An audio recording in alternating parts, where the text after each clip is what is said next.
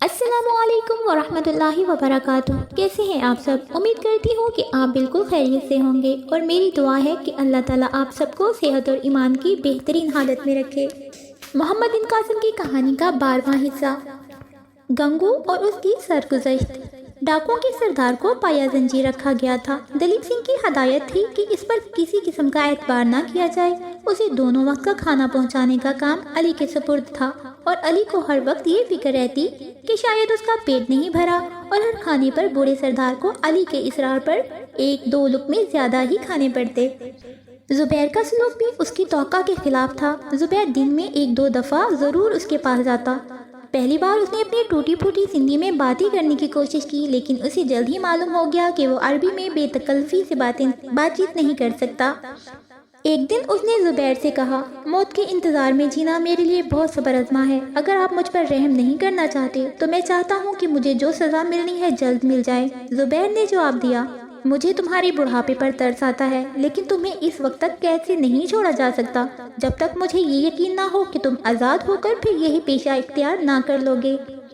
اس نے جواب دیا، میرے جہاز غرق ہو چکے ہیں، اور اب میں بڑھاپے میں باقی دن کسی جنگل میں چھپ کر گزارنے کے سوا اور کر ہی کیا سکتا ہوں۔ ڈاکو ہر جگہ خطرناک بن سکتا ہے۔ تم سمندر میں جہازوں کو لوٹتے تھے، خشکی پر لوگوں کے گھروں میں ڈاکے ڈالو گے۔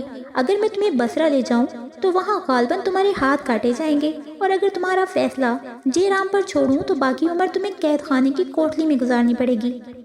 ڈاکوؤں کے سردار نے جواب دیا، میں آپ کی حکومت کے متعلق کچھ نہیں جانتا، لیکن یہ ضرور کہوں گا کہ دیبل کی حکومت کو مجھے سزا دینے کا کوئی حق نہیں۔ وہ کیوں؟ وہ اس لیے کہ میں گزشتہ چند برس جو کچھ سمندر میں اپنے جہاز پر سوار ہو کر کرتا رہا ہوں، وہی کچھ سندھ کا راجہ تخت پر بیٹھ کر کرتا ہے۔ فرق صرف یہ ہے کہ اس کے اہلکار کمزور اور غریب لوگوں کو لوٹتے ہیں، اور میرے ساتھی چھوٹی چھوٹی کشتیوں کی بجائے صرف بڑے بڑے جہازوں کو لوٹتے ہیں۔ ہمارا پیشہ ایک ہے، لیکن نام ہمارے مختلف ہیں۔ میں ایک ڈاکو ہوں اور وہ ایک راجہ۔ اس کی طرح اس کا باپ بھی راجہ تھا، لیکن میرا باپ میری طرح ایک ڈاکو نہ تھا۔ میں خود بھی ایک ڈاکو نہ بنتا، لیکن ظلم نے مجھے ایسا بنا دیا۔ خیر، ان باتوں کے ذکر سے کوئی فائدہ نہیں۔ آپ غالب ہیں اور میں مغلوب، لیکن میں یہ ضرور چاہتا ہوں کہ آپ مجھے سندھ کی حکومت کے رحم و کرم پر چھوڑنے کی بجائے جو خود سزا چاہیں دے لیں۔ زبیر نے کہا، میں تمہاری سرگزشت سننا چاہتا ہوں۔ ڈاکوؤں کے سردار نے قدر تحمل کے بعد مختصر الفاظ میں اپنی سرگزشت یوں بیان کی، میرا نام گنگو ہے۔ میں دریائے سندھ کے کنارے ایک چھوٹے سے گاؤں میں پیدا ہوا۔ اپنے باپ کی طرح میرا پیشہ بھی ماہی گیری تھا۔ 20 سال کی عمر میں میرے سر سے والدین کا سایہ اٹھ گیا۔ ہمارے گاؤں میں ایک لڑکی تھی، اس کا نام لاجونتی تھا، اور وہ تھی بھی لاجونتی۔ اس کی آنکھیں ہرنی کی آنکھوں سے زیادہ دل فریب تھی، اور اس کی آواز کوئل کی آواز سے زیادہ میٹھی تھی۔ لوگ اسے جل پری کہا کرتے تھے۔ گاؤں میں کوئی ایسا نوجوان نہیں تھا جو لاجو پر جان دینے کے لیے تیار نہ ہو، لیکن وہ صرف مجھے چاہتی تھی۔ اس کا باپ ایک سادہ دل آدمی تھا۔ برسات میں ایک دفعہ دریا زوروں پر تھا، تو اس نے یہ شرط لگائی کہ میں لاجو کی شادی اس کے ساتھ کروں گا جو تیر کر دریا عبور کرے گا۔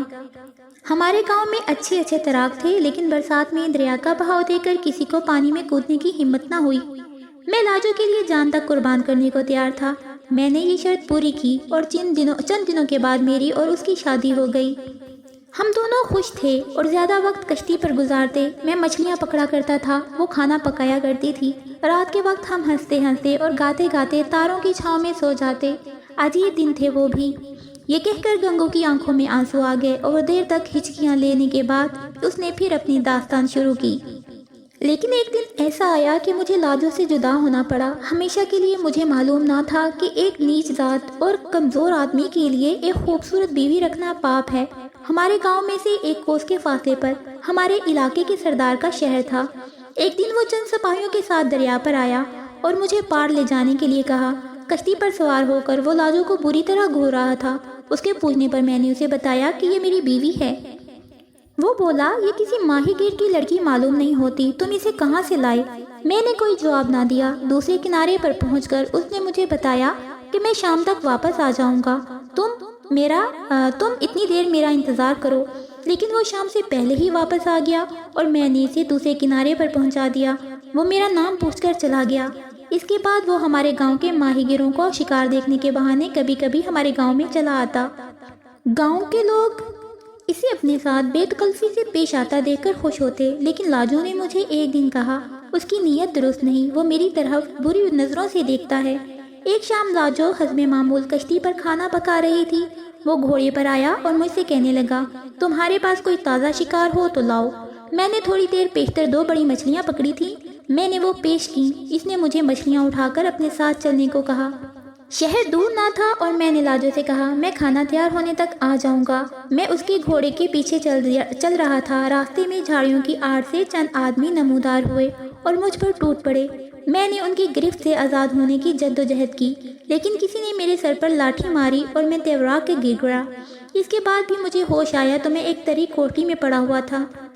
2 دن میں بھوکا اور پیاسا جان کرنے کی حالت میں وہیں پڑا رہا۔ تیسرے دن کوٹھی کا دروازہ کھلا اور لاجونتی کے ساتھ 3 آدمی، جن میں سے ایک کے ہاتھ میں کھانا اور پانی اٹھائے ہوئے تھا اور دونوں کے ہاتھوں میں ننگی تلواریں تھیں، کوٹھی میں داخل ہوئے۔ لاجو کا رنگ زرد تھا اور اس کی آنکھیں دیکھنے سے ایسا معلوم ہوتا تھا آنسوؤں کا تمام ذخیرہ ختم ہو چکا ہے۔ اس پر نگاہ پڑتے ہی بھوک اور پیاس بھول گئی۔ میرا جی چاہتا تھا بھاگ کر اس سے لپٹ جاؤں، لیکن میرے ہاتھ پاؤں بندھے ہوئے تھے۔ لاجو نے سپاہیوں کی طرف دیکھا اور وہ تلواروں سے میری رسیاں کاٹ کر باہر نکل گئے۔ میں نے پوچھا، لاجو تم یہاں کیسے پہنچی؟ اور وہ ہونٹ بھینچ بھینچ کر چیخوں کو ضبط کرتے ہوئے مجھ سے لپٹ گئی، لیکن اچانک اس نے خوفزدہ ہو کر مجھے چھوڑ دیا اور دروازے کی طرف دیکھنے لگی۔ اس نے مجھے بتایا میرے چلے آنے سے تھوڑی دیر بعد چند آدمیوں نے کشتی پر حملہ کیا اور اسے پکڑ کر سردار کے پاس لے آئے۔ اسے میرا حال معلوم نہ تھا اور وہ بے عزتی کی زندگی پر موت کو ترجیح دینا چاہتی تھی، لیکن سردار نے اسے میری قید کا حال بتا کر یہ دھمکی دی کہ اگر اس کے محل میں بے حیائی کی زندگی بسر کرنے کے لیے آمادہ نہ ہوئی تو تیرا شوہر اس کوٹھی میں بھوکا پیاسا ایڑیاں رگڑ رگڑ کر مر جائے گا۔ اب وہ میرے پاس آئی تھی یہ بتانے کے لیے کہ گنگو تم آزاد ہو، تم جاؤ اور یہ سمجھو کہ تمہاری لاجو مر گئی۔ وہ اپنی عصمت سے میری آزادی کا سودا کرنا چاہتی تھی، لیکن میں نے اسے غلط سمجھا۔ میں نے یہ سمجھا کہ وہ ایک غریب ملاح کی کشتی چھوڑ کر محلوں میں رہنا چاہتی ہے۔ میں نے اسے برا بھلا کہا، گالیاں دیں اور ظالم ہاتھوں سے چند تھپڑ بھی مارے، لیکن وہ پتھر کی مورتی کی طرح کھڑی یہ سب کچھ برداشت کرتی رہی۔ اس نے صرف یہ کہا، گنگو میں بے عزتی کی زندگی پر موت کو ترجیح دوں گی، لیکن میں یہاں اس لیے آئی ہوں کہ مجھے تمہاری جان اپنی جان سے زیادہ عزیز ہے۔ بھگوان کے لیے تم جاؤ، یہ موقع مت گواؤ۔ ممکن ہے کہ تم آزاد ہو کر مجھے اس ظالم کے پنجے سے چھڑانے کی کوئی تدبیر سوچ سکو۔ اس کے آنسوؤں اور آہوں نے میری غلط فہمی دور کر دی۔ میں نے اسے پھر گلے لگا لیا اور اسے وعدہ کیا کہ میں جلد آؤں گا، میں اس محل کی اینٹ سے اینٹ بجا دوں گا۔ قید خانے کا دروازہ پھر کھلا، سپاہیوں کی بجائے وہ ظالم بھیڑیا اندر داخل ہوا۔ اس کے ہاتھ میں ننگی تلوار نہ ہوتی تو میں یقیناً اس پر حملہ کر دیتا۔ اس نے آتے ہی لاجو سے کہا، اب بتاؤ کیا فیصلہ کیا تم نے؟ اس کی زندگی تمہارے ہاتھ میں ہے۔ لاجو نے جواب دیا، اگر میں آپ کی شرط مان لوں تو اس بات کا کیا ثبوت ہے کہ یہ زندہ اور سلامت شہر سے نکل جائیں گے؟ اس نے کہا، میں وعدہ کرتا ہوں۔ لاجو آنسو بہاتی ہوئی اس کے ساتھ چلی گئی اور مجھے 4 سپاہی شہر سے باہر لے آئے۔ ان کے ہاتھوں میں ننگی تلواریں تھیں۔ مجھے سردار کے وعدے پر اعتبار نہ تھا۔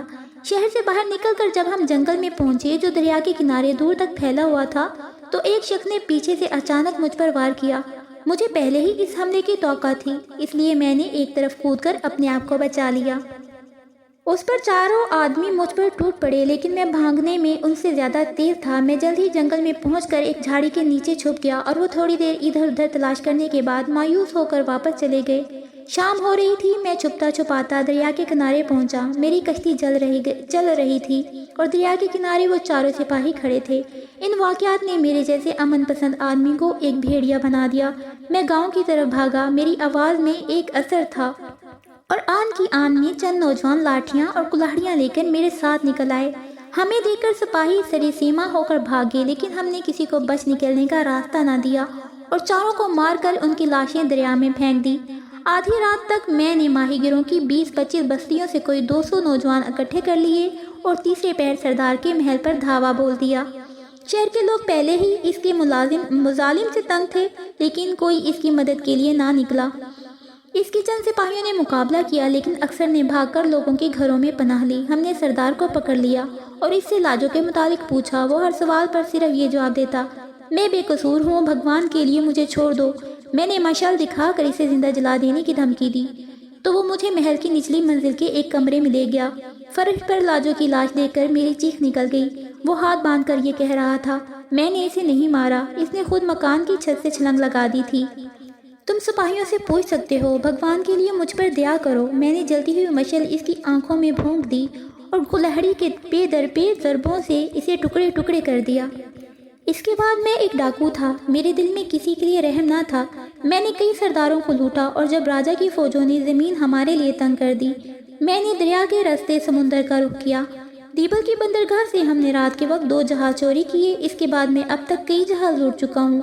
میں ہر اس شخص کو اپنا دشمن سمجھتا ہوں جو راجوں اور سرداروں کے ساتھ تعاون کرتا ہے۔ مجھے ہر دولت مند انسان میں اس سردار کی روح نظر آتی ہے۔ مجھے ہر اونچے ایوان میں لاجونتی جیسی مظلوم لڑکیوں کی روحیں انتقام کے لیے پکارتی سنائی دیتی ہیں۔ زبیر نے کہا، مجھے اس لڑکی کی دردناک موت کا سخت افسوس ہے اور سردار سے جنگ کرنے میں بھی شاید تم حق بجانب سمجھے جاؤ گے، لیکن تم ایک انسان کا بدلہ، ظلم کا بدلہ دوسرے انسان سے کیسے لے سکتے ہو؟ تم نے ہمارے جہاز پر حملہ کیا، اس پر کوئی سردار سوار نہ تھا، اس پر تو چند یتیم بچے اور عورتیں تھیں۔ گنگو نے جواب دیا، مجھے افسوس ہے لیکن دوسرے جہاز پر سرندیپ کے راجہ کا جھنڈا لہرا رہا تھا اور آپ اس کے معاون تھے۔ تاہم اگر مجھے یہ معلوم ہوتا کہ آپ کے جہاز پر عورتیں اور بچے سوار ہیں تو میں حملہ نہ کرتا۔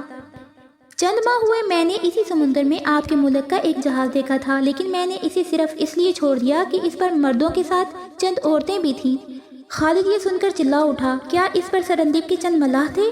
ہاں، وہ تو ابا کا جہاز تھا اور ابھی تک اس کا کوئی پتہ نہیں۔ تم جھوٹ کہتے ہو، تم نے ان کا جہاز غرق کیا ہے یا تم ان کا جہاز غرق کر چکے ہو؟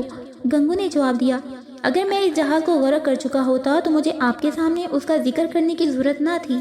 اس جہاز پر ہاتھی بھی تھے؟ ہاں۔ تمہیں اس کے متعلق یہ بھی معلوم نہیں کہ وہ کہاں غائب ہوا؟